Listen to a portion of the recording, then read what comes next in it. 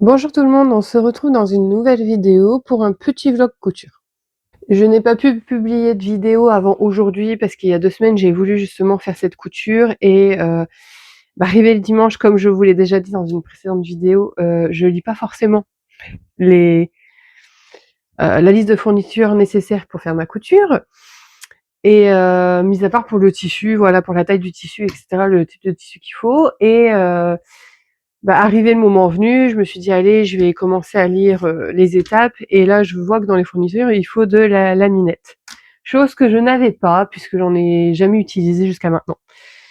Donc forcément, en plus, vu que c'était dimanche, je n'ai pas pu, du coup, faire cette couture il y a 2 semaines et la semaine qui a suivi, j'ai acheté la laminette, sauf que, le week-end qui a suivi pour pouvoir justement tourner ma vidéo, je suis tombée malade. Donc clairement, je n'étais pas en état de tourner cette vidéo et de tout simplement faire de la couture. Donc je me rattrape ce week-end. Donc j'ai été chercher ma laminette. Alors pour ceux qui ne savent pas ce que c'est, parce que moi je ne savais pas, c'est de l'élastique transparent. Je crois que c'est habituellement utilisé pour de la lingerie. Mais là, si j'ai bien compris, on va s'en servir au niveau des épaules pour éviter que, vu que tout le poids en fait du t-shirt va être au niveau des épaules. Bonjour. Pour éviter qu'en fait, à force que ça repose sur les épaules, que ça s'étire et du coup ça se déforme. C'est pour ça qu'on met de la laminette au niveau des épaules, si j'ai bien compris la raison. J'en ai profité au passage pour acheter de la colle, de la marque Bohin, donc anti-effilochage, parce que j'avais lu que pour les boutonnières, beaucoup utilisaient ça pour éviter que justement les boutonnières s'effilochent. Et c'est vrai que sur le dernier chemisier, sur le chemisier que j'ai fait la dernière fois, mes boutonnières s'effilochent enfin toutes les boutonnières s'effilochent. Donc je me suis dit ça serait bien d'essayer. Du coup je me suis acheté ceci et j'en ai profité pour acheter un petit jeu d'aiguilles stretch. Et d'ailleurs je me suis fait la réflexion. Je crois que j'avais déjà des aiguilles, mais c'était écrit jersey. Alors dites-moi s'il y a une différence entre stretch et jersey, parce que pour moi c'est la même chose. Et rebonjour. Je vous la présente quand même. Hein.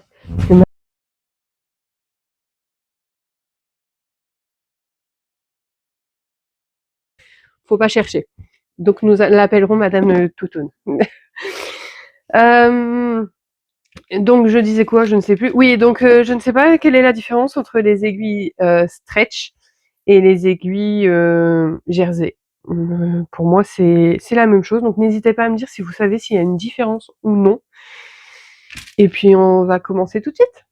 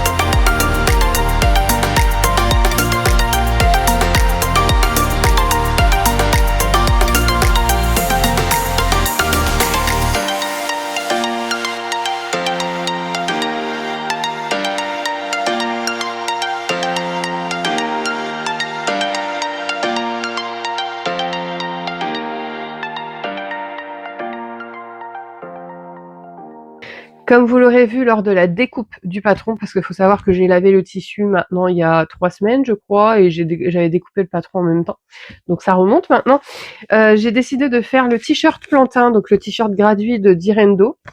Je vais le faire en taille 56 parce que souvent dans les patrons, je suis un peu entre les deux, 54, 56 selon le tour poitrine taille. Là en l'occurrence, je crois que j'étais entre les deux pour le tour de hanche.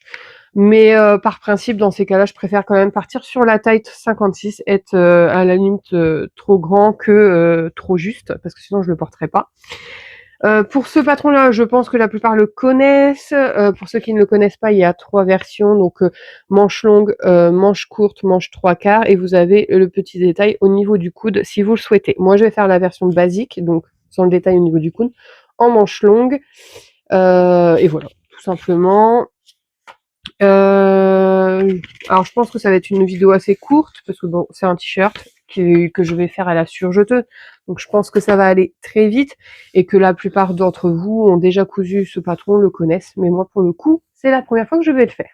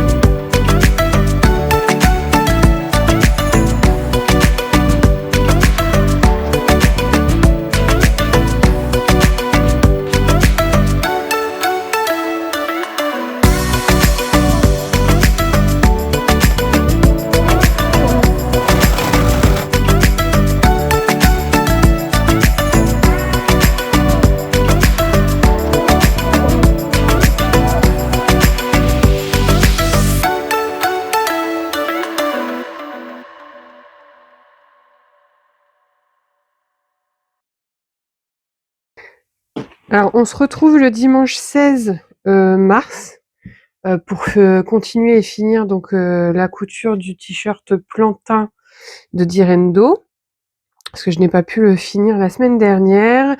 Donc où j'en suis, j'ai cousu donc les épaules, ça vous l'avez vu, j'ai cousu l'encolure avec la surpiqûre et j'ai également attaché les manches, voilà, au corps du t-shirt.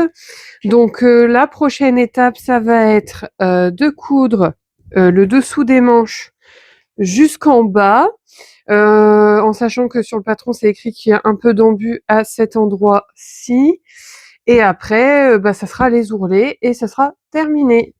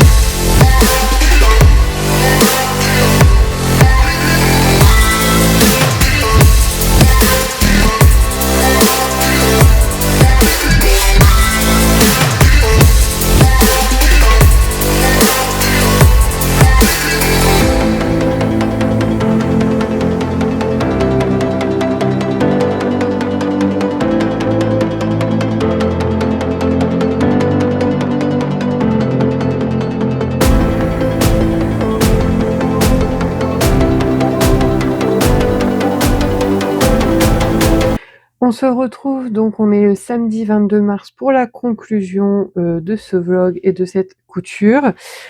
Donc entre temps je l'ai lavé, on l'a passé au sèche-linge et je pense qu'il faut vraiment que j'évite de passer mes vêtements au sèche-linge ou alors que je sèche le tissu au sèche-linge avant de coudre. Parce que j'ai eu le même problème pour un autre vêtement et vous voyez au niveau de là, au niveau des manches, il a raccourci légèrement. En sachant que de base, moi je préfère que les manches soient vraiment assez longues. J'ai pas fait le double rentré parce que je crois qu'il prévoyait un double rentré pour les poignets. J'en ai fait qu'un seul pour justement garder de la longueur et puis au final, vous voyez, avec le sèche-linge, ça raccourcit. Sinon, dans l'ensemble, ça a été. J'aime beaucoup la surpiqûre choisie. Alors, je sais pas si on voyait bien dans les rushs. Est-ce qu'on va mieux voir? J'espère.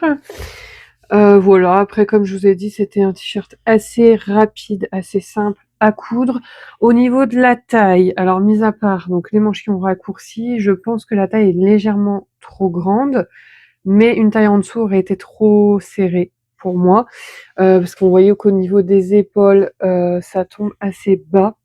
Je pense qu'un peu plus haut, ça aurait été mieux et au niveau de la largeur aussi, si je vous remontre, bah là, avec le sèche-linge, au final, vous voyez, ça va mieux. Mais si vous voyez un peu dans les rushs, après, je pense que c'est peut-être aussi l'effet embu qui rend bizarre. Je pense que si je le refais, j'essaierai de faire l'embu différemment. Parce que quand on regarde sur le patron, vous voyez, l'embu se met juste ici. C'est indiqué ici, donc juste en dessous de l'aisselle. Donc c'est ce que j'ai fait.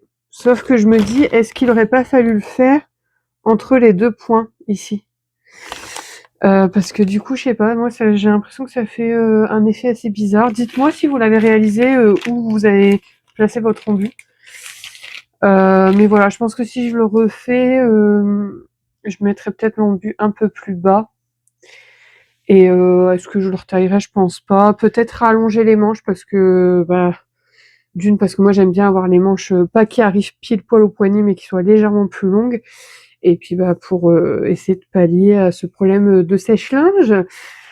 Mais voilà, sinon dans l'ensemble je suis assez contente, voilà. Après c'est un t-shirt basique, hein, mais j'avais besoin d'une couture assez simple après ma couture de chemise que je ne vous ai toujours pas présentée. Mais voilà, donc j'espère que cette vidéo vous aura plu, que le format du vlog vous aura plu et on se retrouve bientôt pour une nouvelle vidéo.